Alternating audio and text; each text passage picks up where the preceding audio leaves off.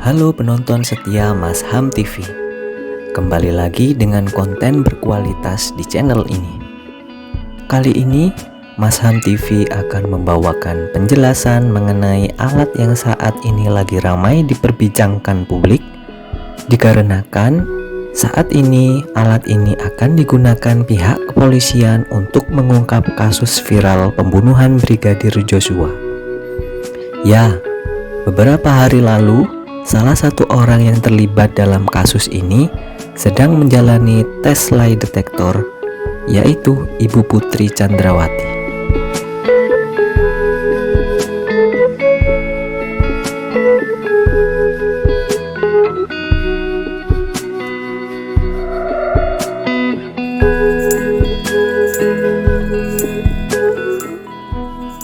Lalu apa itu lie detector?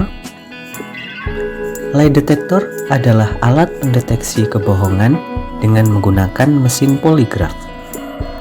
Cara kerja alat ini yaitu untuk menganalisis sejumlah indikator fisiologis berupa pernafasan, denyut nadi, tekanan darah, dan konduktivitas kulit saat proses tanya jawab berlangsung. Lie detector ini alat digunakan banyak negara untuk proses interogasi para tersangka kriminal. Selain itu, alat ini juga biasa digunakan untuk interogasi para calon pekerja sektor publik atau swasta yang dianggap sensitif.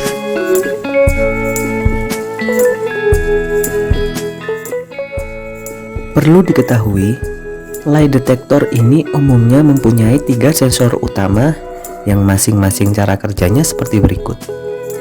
Yang pertama ada namanya sensor pneumograf. Adalah sensor yang fungsinya untuk mendeteksi detak nafas pada bagian perut dan dada. Kemudian yang kedua ada sensor blood pressure. Adalah sensor yang fungsinya untuk mendeteksi jika ada perubahan detak jantung dan tekanan darah. Kemudian yang ketiga, ada namanya sensor skin resistance. Adalah sensor yang fungsinya untuk melihat serta mendeteksi keringat pada bagian tangan.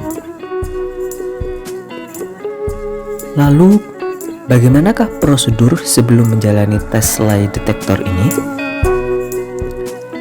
Yang pertama, pasien akan disuruh mengisi formulir kelengkapan terlebih dahulu dan menandatangani surat kesepakatan bahwa setuju dengan tes yang akan dilakukan. Kemudian yang kedua, selanjutnya pasien akan dipasang sensor skin resistance pada jari-jari tangannya yang fungsinya untuk melihat serta mendeteksi keringat pada bagian tangan. Kemudian, pasien akan dipasang sensor pneumograf. Sensor ini berfungsi untuk mendeteksi detak nafas pada bagian perut dan dada, yang mana cara kerjanya dengan melilitkan sensor ke bagian dada. Lalu selanjutnya pasien akan dipasang sensor blood pressure di bagian lengan kirinya. Sensor ini berfungsi untuk mendeteksi jika ada perubahan detak jantung dan tekanan darah. Tak lupa, kamera akan disiagakan untuk melihat aktivitas pasien selama pengujian. Contohnya, biasanya orang berbohong akan memainkan mata, mengerutkan dahi, atau menggoyangkan kaki, dan sebagainya.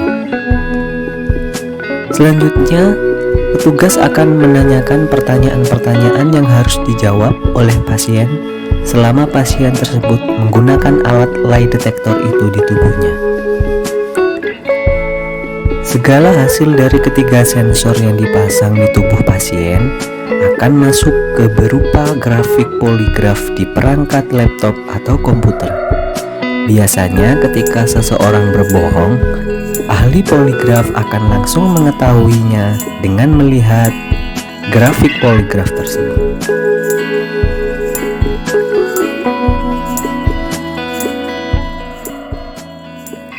Kemudian bagaimana dengan tingkat akurasi dari alat lie detector ini?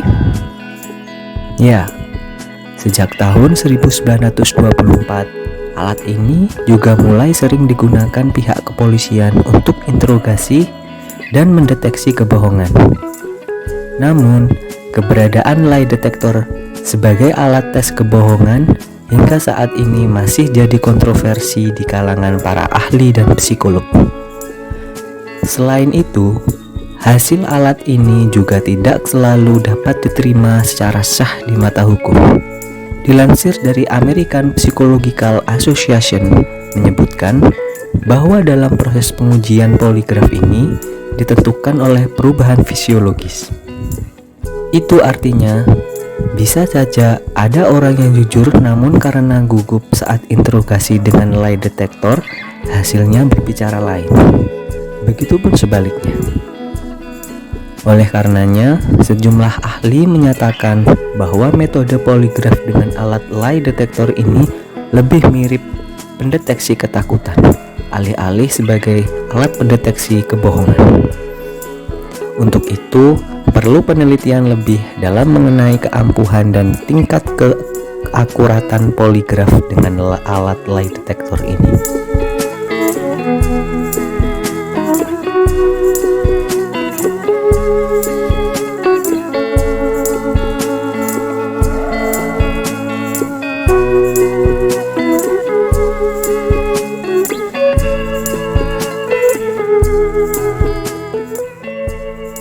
Sekian dulu ya konten kali ini. Semoga bermanfaat buat kalian semua. Jangan lupa untuk selalu dukung channel ini dengan cara like, share, dan subscribe ya. Oke, saya pamit undur diri.